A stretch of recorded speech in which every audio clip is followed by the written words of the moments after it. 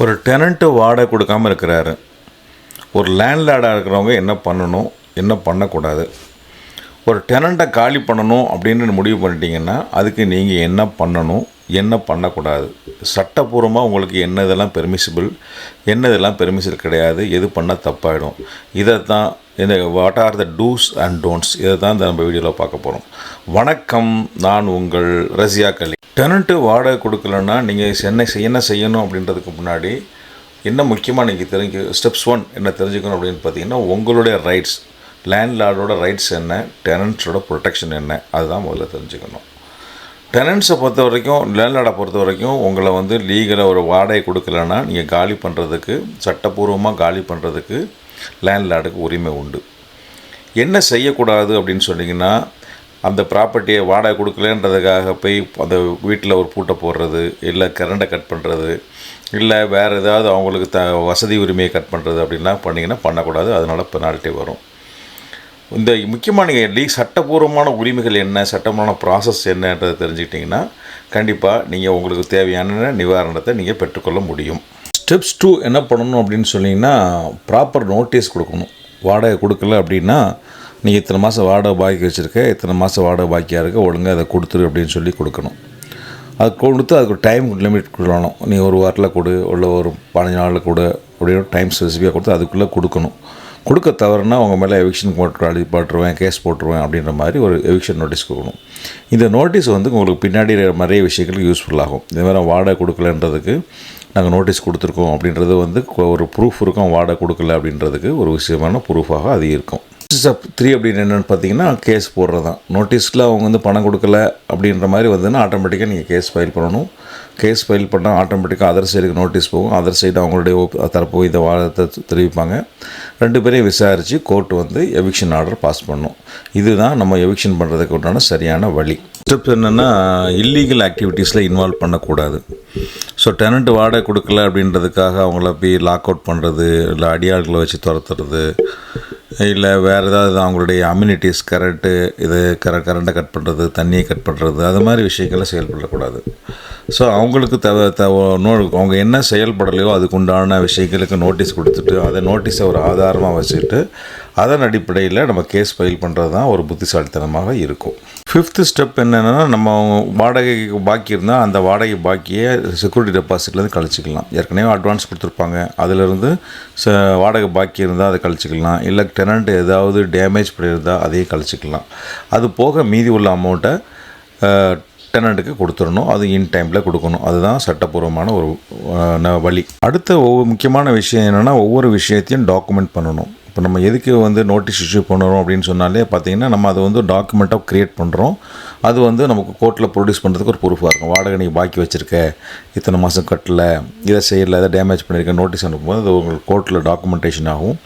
ஒரு நமக்கு கோர்ட்டில் ப்ரூவ் பண்ணுறதுக்கு ஒரு வாய்ப்பாக இருக்கும், ஒரு டாக்குமெண்ட்ஸ் க்ரியேட் பண்ணுறது. ஸோ ஒவ்வொரு விஷயத்துக்குமே நான் ரிட்டன் நோட்டீஸ் அனுப்பணும். அந்த நோட்டீஸ் ரிஜிஸ்டர் போஸ்ட்டில் அனுப்பணும். அதை நீங்கள் கோர்ட்டில் கேஸ் நடத்தும் போது அது நம்ம அவன் மேலே டெனண்ட் மேலே குற்றம் சுமத்திருக்கணும், அதுக்கு ப்ரூஃபாக அந்த டாக்குமெண்ட்ஸு அவங்களுக்கு ஆதாரமாக இருக்கும். ஸோ இப்படி தான் நம்ம கோர்ட்டில் அது ப்ரூவ் பண்ணி நம்ம கேஸை ஜெயிக்கிறதுக்கு உண்டான ஒரு ஆதாரமாக இந்த நோட்டீஸு டாக்குமெண்ட் க்ரியேட் பண்ணுறதெல்லாம் முக்கியமாக பார்த்துக்கணும்.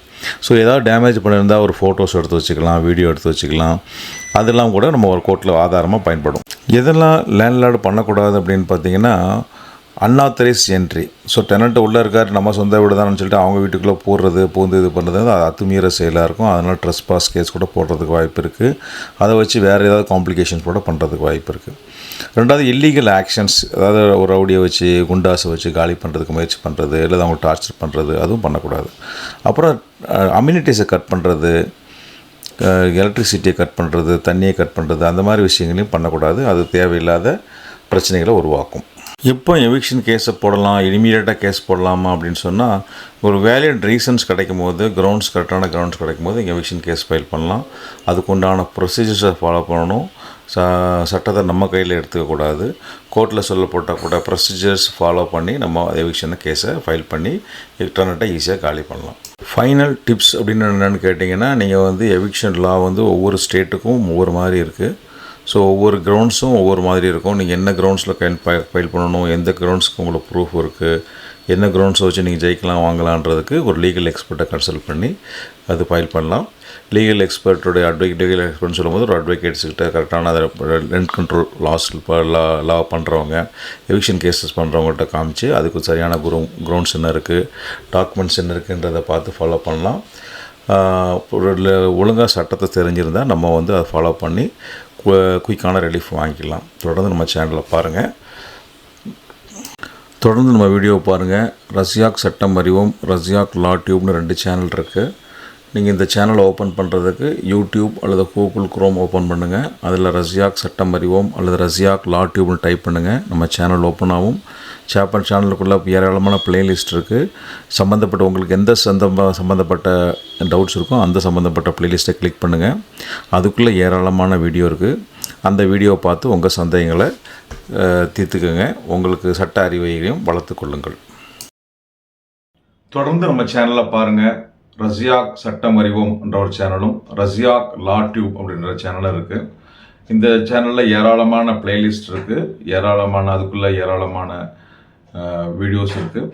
உங்களுக்கு சட்டம் சம்பந்தமாக எந்த சந்தேகமாக இருந்தாலும் நம்ம ரஸ்யாக் சட்டம் அறிவோம் அல்லது ரஸ்யாக் லா டியூப் அப்படின்னு டைப் பண்ணுங்கள். நம்ம சேனல் ஓப்பன் ஆகும். அதுக்குள்ளே உள்ள உங்களுக்கு சம்மந்தப்பட்ட பிளேலிஸ்ட்டை கிளிக் பண்ணுங்கள். அதுக்குள்ளே உள்ள உங்களுக்கு சம்மந்தப்பட்ட வீடியோவை கிளிக் பண்ணுங்கள், பாருங்கள். உங்களுடைய சம்பந்தப்பட்ட எந்த விதமான சந்தேகமாக இருந்தாலும் அதுக்கு உங்களுக்கு தேவையான விளக்கங்கள் அதில் இருக்கும்.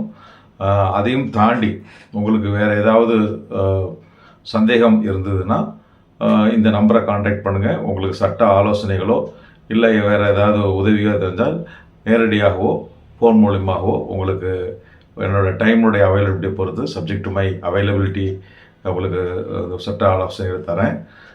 அடுத்த ஒரு டாப்பிக்கோடு உங்களை சந்திக்கிறேன். அதுவரை உங்களிடமிருந்து விடை வருவது உங்களில் ஒருவன் ரஸ்யாக் அலி. நன்றி, வணக்கம்.